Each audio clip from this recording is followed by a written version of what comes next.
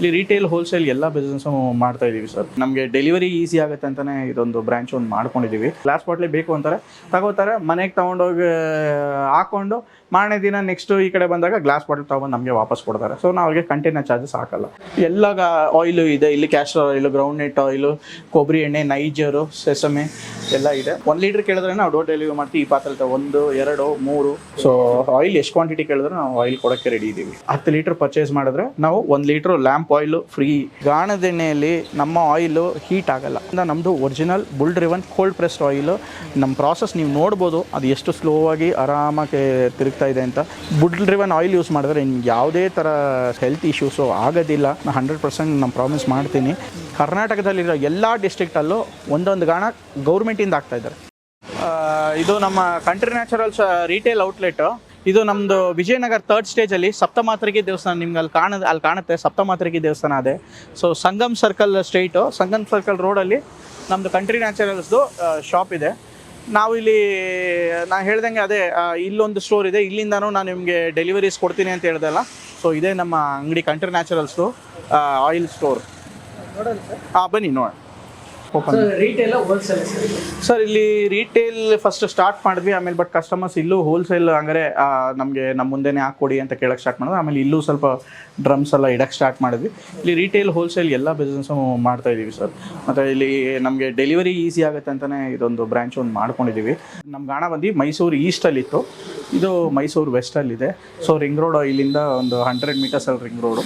So ನಮಗೆ ಡೆಲಿವರಿಗೆಲ್ಲ easy ಆಗುತ್ತೆ ಅಂತ ಇಲ್ಲೊಂದು ರಿಟೇಲ್ ಔಟ್ಲೆಟ್ ಮಾಡ್ಕೊಂಡಿದ್ದೀವಿ. ಮತ್ತು ಇಲ್ಲಿ ರೆಗ್ಯುಲರ್ ಸೇಲ್ಸು ಕೂಡ ತುಂಬ ಚೆನ್ನಾಗಿದೆ. ಇಲ್ಲಿ ಕಸ್ಟಮರ್ಸ್ ಬಂದು ನೋಡಿಕೊಂಡು ಪ್ರಾಡಕ್ಟ್ಸ್ ನೋಡಿಕೊಂಡು ಪರ್ಚೇಸ್ ಮಾಡ್ತಾರೆ.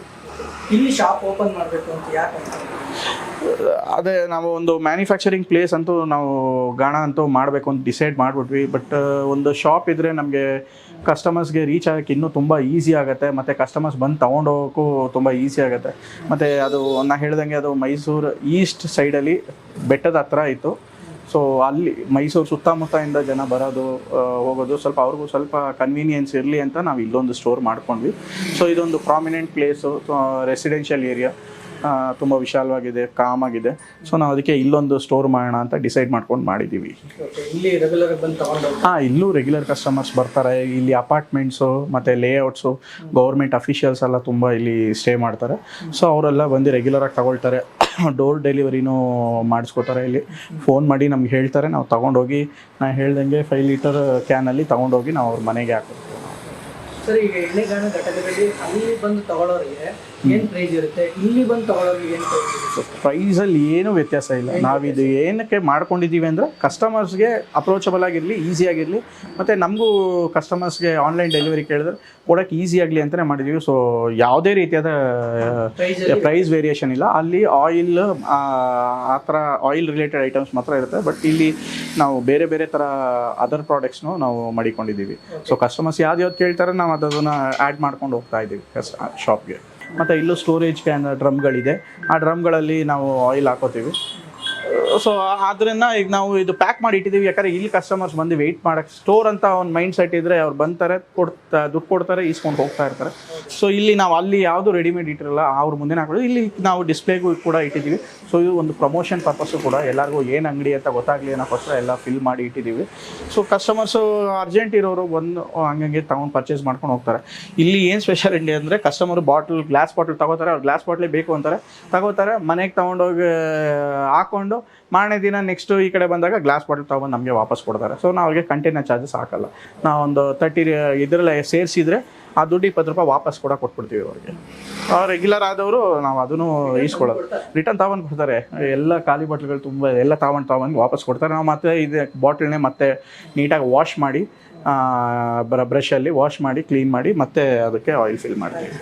ಎಲ್ಲ ಆಯಿಲು ಇದೆ, ಇಲ್ಲಿ castor oil, ground net oil, ಕೊಬ್ಬರಿ ಎಣ್ಣೆ, ನೈಜರು, ಸೆಸಮೆ ಎಲ್ಲ ಇದೆ. ಮತ್ತು ಇಲ್ಲಿ ತುಪ್ಪ ಇಟ್ಕೊಂಡಿದ್ದೀವಿ. ಒಬ್ಬರು ನಮಗೆ ಆರ್ಗ್ಯಾನಿಕ್ ವಿಪ್ರೋ ಅಂತ ಒಬ್ಬರು ಅವರು ತಗೊಂಡು ಇಡ್ತಾ ಇದ್ದಾರೆ, ಅವ್ರದ್ದು ಇದೆ. ಮತ್ತು ತುಪ್ಪ ಹನಿ ಇದೆ.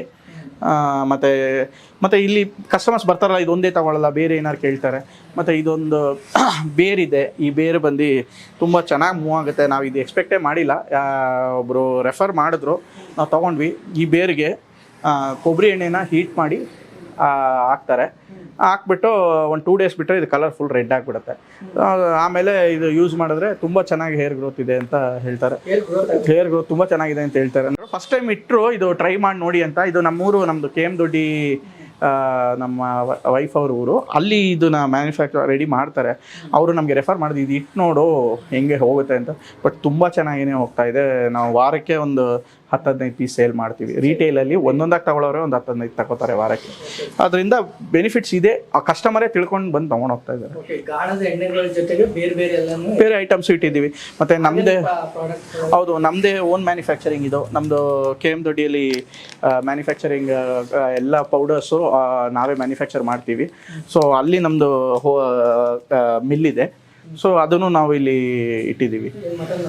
ಮಟನ್ ಮಸಾಲ, ಚಿಕನ್ ಮಸಾಲ, ಅರ್ಶಿನದ ಪುಡಿ ಮತ್ತು ಖಾರದ ಪುಡಿ ಮತ್ತು ಜಾಗ್ರಿ ಇಂಥ ಐಟಮ್ಸ್ ಎಲ್ಲ ಇಟ್ಟಿದ್ದೀವಿ. ಇದು ಒನ್ ಆಫ್ ಮೈ ಕಸ್ಟಮರು. ಇವ್ರಿಗೆ ನಾವೇ ಆಯಿಲ್ ಕೊಡ್ತೀವಿ. ಇವರು ನಮಗೆ ಸರಿ ನಮ್ಮ ಪ್ರಾಡಕ್ಟ್ಸ್ನ ಇಡಿ ನಿಮ್ಮ ಶಾಪಲ್ಲಿ ಅಂತೇಳಿ ಇದು ಮಾಡಿದ್ರು. ಅವ್ರಿಗೆ ರಾ ಮೆಟೀರಿಯಲ್ ಅಂದರೆ ಕೊಬ್ಬರಿ ಎಣ್ಣೆ ನಾವೇ ಕೊಡ್ತೀವಿ. ಅದಕ್ಕೆ ಅವರು ಇನ್ನೇನೇನು ಅಡಿಷ್ನಲ್ ಏನೇನು ಬೇಕಾದ್ರೆ ಏನೇನು ಅದಕ್ಕೆ ಆ್ಯಡ್ ಮಾಡಬೇಕು ಮಾಡಿಕೊಂಡು ಆಯಿಲ್ ಪ್ರಿಪೇರ್ ಮಾಡ್ತಾರೆ. ಅವರು ನಮ್ಮದು ಸ್ವಲ್ಪ ಪ್ರಾಡಕ್ಟ್ಸ್ ಇಡಿ ಅಂತ ಹೇಳ್ಬಿಟ್ಟು ಅವರೇ ಡಿಸ್ಪ್ಲೇಗೆ ಇಟ್ಟಿದ್ದಾರೆ. ಅವ್ರಿಗೆ ಅವ್ರ ಊರಿಗೆ ಬೇಕು ಅಂದರೆ ತೆಗೆದು ನಾವೆಲ್ಲ ಬಾಕ್ಸ್ ಹಾಕಿ ನೀಟಾಗಿ ಪ್ಯಾಕ್ ಮಾಡಿ ಕೊರಿಯರ್ ಕೂಡ ಮಾಡ್ತಾಯಿದ್ದೀವಿ ನಾವು. ಸೊ ಸ್ಟೋರೇಜ್ ಏನು ಪ್ರಾಬ್ಲಮ್ ಇಲ್ಲ. ಇಲ್ಲಿ ನೋಡಿ, ಇದು ಡೋರ್ ಡೆಲಿವರಿಗೆ ಅಂತಲೇ ಮಾಡಿಕೊಂಡಿದ್ದೀವಿ. 1 ಲೀಟ್ರ್ ಕೇಳಿದ್ರೆ ನಾವು ಡೋರ್ ಡೆಲಿವರಿ ಮಾಡ್ತೀವಿ. ಈ ಪಾತ್ರೆ 1, 2, 3 ಮತ್ತು ಅದು ನನ್ನ 5. ಸೊ ಎಲ್ಲ ಇದೆ. ಎಲ್ಲ ಇಲ್ಲೂ 30 ಲೀಟರ್ಸ್ ಅಷ್ಟು ನಾವು ಎವ್ರಿ ಡೇ ಇಟ್ಕೊಂಡಿರ್ತೀವಿ. ಮತ್ತು ಡೈಲಿ ನಾವು ಓಡಾಡೋದ್ರಿಂದ ಮೈಸೂರೊಳಗೆ ಇರೋದ್ರಿಂದ ಬೆಳಗ್ಗೆ ಫ್ರೆಶ್ ಆಗಿ ತಗೊಂಡು ಇಲ್ಲೂ ಇಡ್ತೀವಿ. ಸೊ ಆಯಿಲ್ ಎಷ್ಟು ಕ್ವಾಂಟಿಟಿ ಕೇಳಿದ್ರೆ ನಾವು ಆಯಿಲ್ ಕೊಡೋಕ್ಕೆ ರೆಡಿ ಇದ್ದೀವಿ. ಚಿಕ್ಕ ಬಾಟ್ಲಲ್ಲಿ ಇಟ್ಟಿದ್ದೀವಿ ಸರ್. ಹೌದು, ಇದು ಬಂದು ಆಲ್ಮಂಡ್ ಆಯಿಲ್ ಮತ್ತು ಫ್ಲ್ಯಾಕ್ಸ್ ಸೀಡ್ ಆಯಿಲು. ಇದು ಕಾಸ್ಟ್ಲಿ ತುಂಬ. ಇದು ಇದೆ ಚಿಕ್ಕದೇ 250 ರೂಪೀಸ್ ಬರುತ್ತೆ. ಸೊ ಇದು ಯೂಸೇಜ್ ಹೆಂಗೆ ಅದಕ್ಕೆ ತಕ್ಕಂತೆ ನಾವು ಪ್ಯಾಕಿಂಗ್ ಮಾಡಿದ್ದೀವಿ. ಇದು ಪರ್ಚೇಸು ಚಿಕ್ಕದಾಗೆ ತೊಗೊಳ್ತಾರೆ ಕಸ್ಟಮರು. ಸೊ ಪ್ರೈಸ್ ಜಾಸ್ತಿ ಇರೋದ್ರಿಂದ ನಾವು ಅದನ್ನ ಚಿಕ್ಕದಾಗೆ ಮಾಡಿದ್ದೀವಿ. ಕೇಳೋರು 200 ml ಕೊಡಿ ಅಂತ ಕೇಳ್ತಾರೆ. 1 ಲೀಟ್ರ್ ಆಲ್ಮಂಡ್ ಆಯಿಲ್ ತುಂಬ ರೇರು. ಪ್ರೈಸ್ ತುಂಬ ಕಾಸ್ಟ್ಲಿ ಇದೆಯಲ್ಲ. ಪ್ರೈಸು ಅಲ್ಲಿ ಕೊಬ್ಬರಿ ಎಣ್ಣೆ ಹೇಳ್ದಂಗೆ 550 ರೂಪೀಸು, ಹುಚ್ಚೆಳ್ಳೆಣ್ಣೆ 650, ಎಳ್ಳೆಣ್ಣೆ 700, ಮತ್ತು ಗ್ರೌಂಡ್ ನಟ್ಟು 420 ರೂಪೀಸ್. ಗಾಜಿಂದು ಸೇಮ್ ರೇಟೇ. Customer preference. ಅವ್ರು ಗಾಜಿಂದೇ ಬೇಕು ಅಂತಾರೆ, ಕೊಡಿ ನಾವು ಹಾಕೊಂಡು ವಾಪಸ್ ತಗೊಂಡು ಕೊಡಿ ಅಂತಾರೆ. ಸೊ ಅದಕ್ಕೋಸ್ಕರ ಗಾಜಿ ಇಟ್ಟಿದ್ದೀವಿ. ಸೊ ಅದರಲ್ಲಿ ಬೇರೆ ಏನು ವೇರಿಯೇಷನ್ ಏನು, ಪ್ರೈಸ್ ಏನು ವೇರಿಯೇಷನ್ ಏನಿಲ್ಲ. ಪ್ಲಾಸ್ಟಿಕ್ ಬಂದು ನಾವು ಲ್ಯಾಂಪ್ ಆಯಿಲು ಮತ್ತು ಎಡಿಬಲ್ ಅಲ್ದಿರೋ ಆಯಿಲ್ಗಳು ಇಟ್ಟಿದ್ದೀವಿ. ಮತ್ತು ಕೆಲವು ಕಸ್ಟಮರು ಇದು ವೆಯ್ಟ್ ಜಾಸ್ತಿ ಬರುತ್ತೆ ಗ್ಲಾಸ್, ಅವ್ರು ಕವರಲ್ಲಿ ಹಾಕೊಂಡು ಹೋಗೋಕ್ಕೆ. ಇವಾಗ ಇಲ್ಲಿರೋರು ಹತ್ತಿರ ಇರೋರಿಗಾದರೆ ಹಿಂಗೊಂದು ಮಾಡ್ಬೋದು. ಕೆಲವರು ಪ್ಲಾಸ್ಟಿಕಲ್ಲೇ ಕೊಟ್ಬಿಡಿ ಸರ್ ಒಡೆದೋಗ್ಬಿಡುತ್ತೆ, ಚೆಲ್ಬಿಡುತ್ತೆ ಅಂತ ಯೋಚನೆ ಮಾಡೋರು ಪ್ಲಾಸ್ಟಿಕ್ ಅದೇ ಬೇಕು ಅಂತ ಸ್ಪೆಸಿಫಿಕ್ ಕೇಳೋರಿಗೆ ಹಾಕ್ಕೊಡ್ತೀವಿ ನಾವು ಅಷ್ಟೇ. 10 ಲೀಟ್ರ್ ಪರ್ಚೇಸ್ ಮಾಡಿದ್ರೆ ನಾವು 1 ಲೀಟ್ರ್ ಲ್ಯಾಂಪ್ ಆಯಿಲು ಫ್ರೀಯಾಗಿ ಉಚಿತವಾಗಿ ಕೊಡೋಣ ಅಂತಿದ್ದೀವಿ. ಇದಕ್ಕೆ ಏನೇ ರೀತಿ ಚಾರ್ಜಸ್ ಮಾಡಲ್ಲ. 10 ಲೀಟರ್ಸ್ ಆ್ಯಂಡ್ ಅಬೌವ್ ತೊಗೊಳ್ಳೋರಿಗೆ 1 ಲೀಟ್ರ್ ಲ್ಯಾಂಪ್ ಆಯಿಲು ಫ್ರೀಯಾಗಿ ಕೊಡ್ತೀವಿ. ಈ ಲ್ಯಾಂಪ್ ಆಯಿಲ್ ನಾವು ಇಲ್ಲೇ ರೆಡಿ ಮಾಡ್ತೀವಿ. ಅಂದರೆ ಎಲ್ಲ ಆಯಿಲು ನೀವು ಇವಾಗ ಸ್ವಲ್ಪ ಚೆಲ್ಲುತ್ತಾ ಇದೆ ಅದೆಲ್ಲ ಸ್ಟೋರ್ ಆಗುತ್ತೆ.